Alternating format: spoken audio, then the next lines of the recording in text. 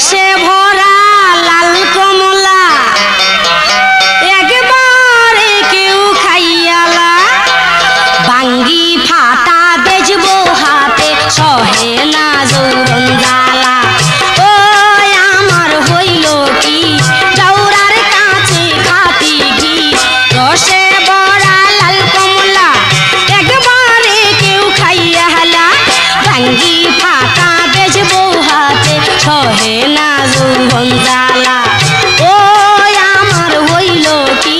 দৌড়ার কাছে খাতি ঘি